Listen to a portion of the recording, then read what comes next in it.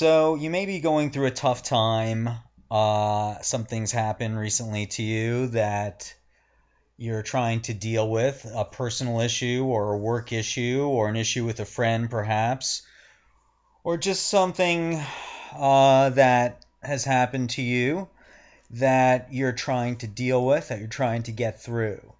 And we can all relate to that. We've all been there, and we'll all be there again for sure because life has that flow. It has its ups, it has its downs. And I talk about how to embrace both of those things and how to move forward in life. So, here are some things that you can do to navigate through a challenging time. Okay, the first thing that you should do is just take a step back, take a breath. Everything's going to be okay. You're not alone, okay? This happens to everybody. Whatever you're going through, you're not the first person to go through it. It's something that you'll be able to deal with. You'll be able to get through it, and you'll probably be a better person because of it. Conflict is a very natural thing in our lives, and we need to know how to embrace it. We need to know how to use it to our advantage. And overall, conflict makes us stronger. And when you're going through a difficult time, a challenging time in your life, I want you to take a step back and again, take a breath and understand everything's going to be okay. And in the long run, it's all going to be fine. It's all going to work out. Okay, number two is feel your emotions. Embrace your emotions. You're definitely having emotions about the situation, whatever the situation is. You may have some anger, you may have some sadness, you may have feelings of loss or feelings of resentment, feelings of failure, which we like to reframe, of course, and try not to use that word. But these are all feelings that you might be having. You might be doing some self-loathing, and that's okay. So feel these emotions, embrace these emotions, get in touch with them, feel them. Don't suppress them. It's good to feel those emotions. You know, there's misconceptions about carefreeness that you don't care about anything, that you don't feel anything. But that's not true. You definitely can feel your emotions because they are real to you. Even though you've created them and you can change them, they are meaningful to you. So it's okay to have emotions and it's okay to have feelings. The thing we don't want to do is to allow those emotions and those feelings to guide our behavior, to guide the way we look at things, to guide our action. So that's what's important here. But you can feel your emotions. The other thing is take some responsibility for whatever part you may have played in the situation that's occurring. Take a look at it and, take a good hard look and see if there's anything that you could have done differently or something that you did that may have caused the situation to happen, and take responsibility for it. Embrace that as well. Okay, number three is once you've done that, once you've embraced all of that, let it go. Just wipe it completely out. As I mentioned before, your emotions are something that you created. So you can just let them go, okay? I know you think they're real. I know you think they're important. I know they mean so much to you. But they really don't. So let it go. In the long run, it's all meaningless. It's all made up, okay? Whatever happened, happened. And you may have even been partially responsible for it. So now you have to move forward by letting all those emotions go and forgive. Forgiveness is a very important part of being carefree. You need to practice forgiveness.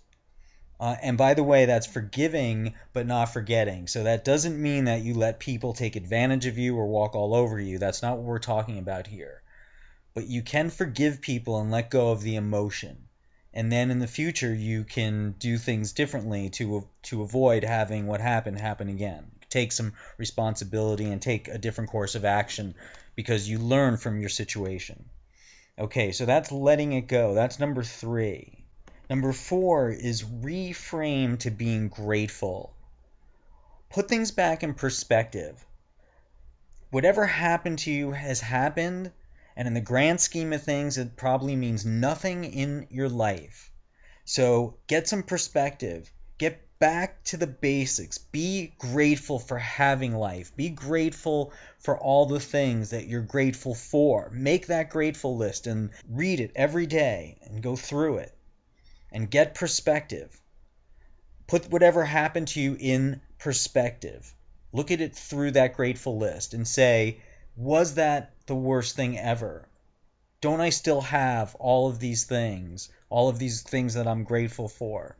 Also it could have been a lot worse. That's another thing that you can look at. When you put things in perspective, you understand that whatever happened could possibly have been a lot worse. So just be thankful it wasn't, and that you're still here and you can still move forward and you can still learn from this experience. And the other thing is, once you're grateful, once you are recognizing all of the things that you have in your life, you can be resourceful. You can look at how those things can then help you move forward by being resourceful, taking stock of all the things that you're grateful for in your life, and then being resourceful by utilizing those things.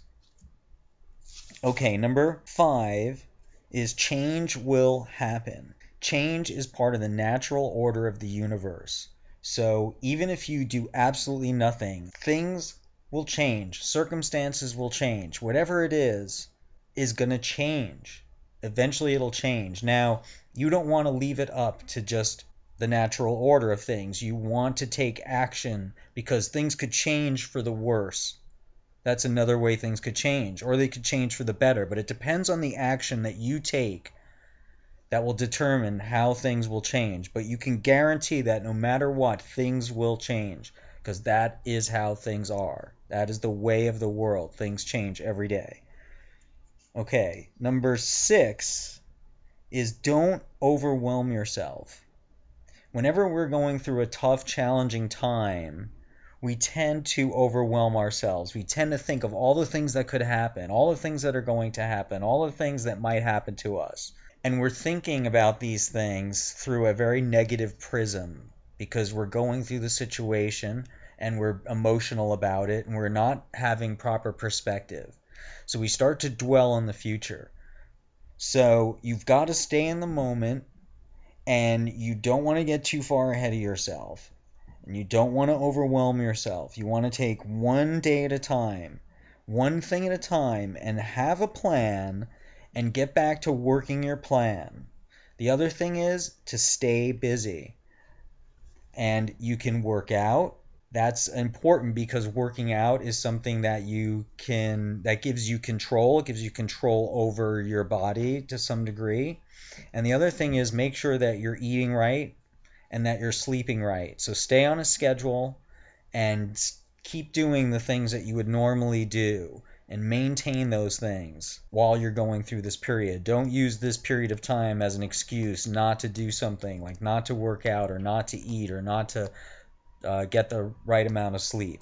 So that's number 6, don't overwhelm yourself. Number 7 is stay connected. Do not isolate yourself.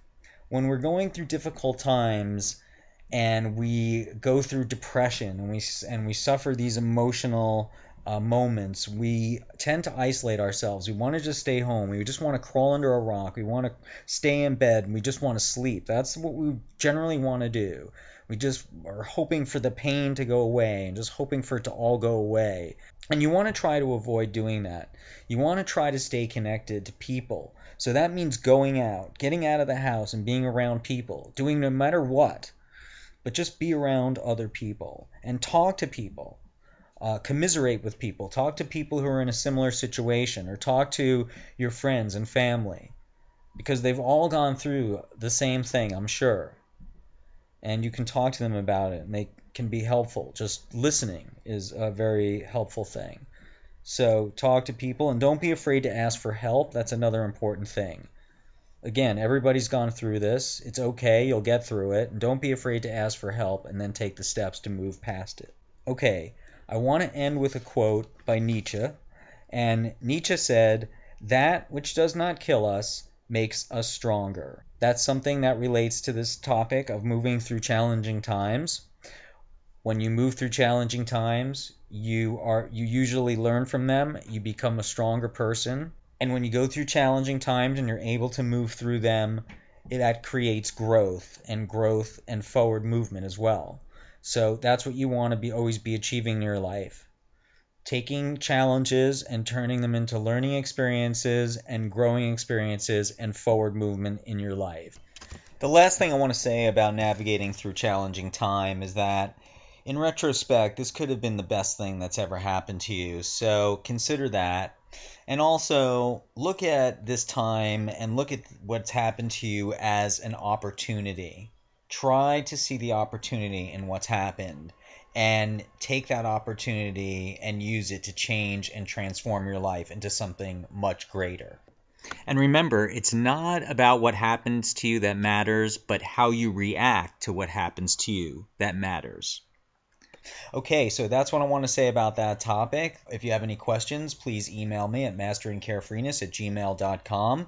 Please like the video or share it, and we'll talk to you soon.